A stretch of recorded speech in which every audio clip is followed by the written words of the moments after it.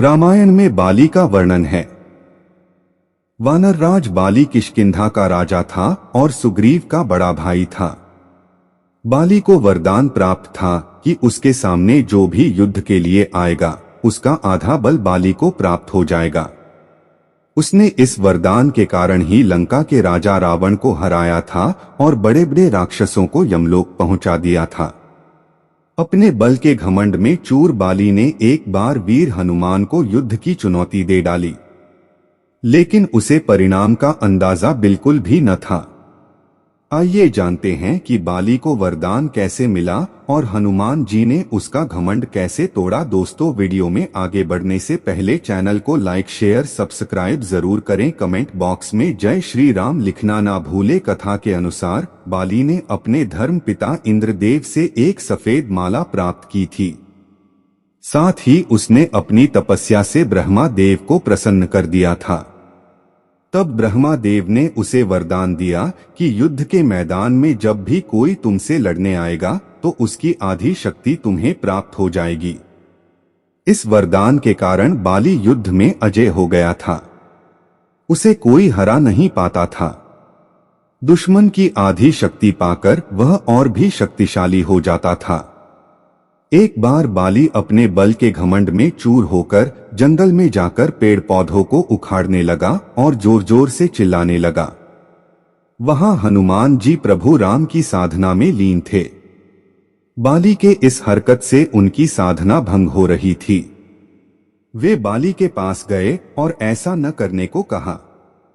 वह अपने बल के घमंड में हनुमान जी को युद्ध के लिए ललकारा।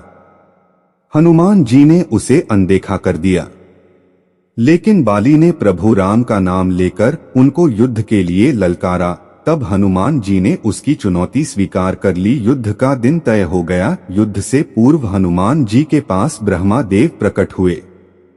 उन्होंने कहा कि आप रुद्रावतार हैं, आप में अपार शक्ति है।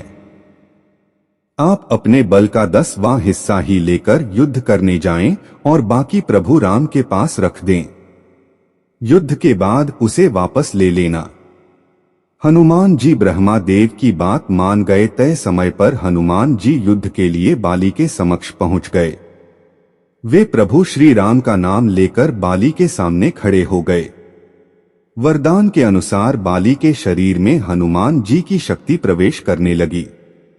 पहले बाली बहुत खुश हुआ क्योंकि उसके अंदर शक्ति बढ़ने लगी थी। कुछ समय बाद उसे महसूस होने लगा कि उसके शरीर में क्षमता से अधिक शक्ति आ गई है और वह लगातार बढ़ रही है। वह उस शक्ति पर नियंत्रण नहीं कर पा रहा था।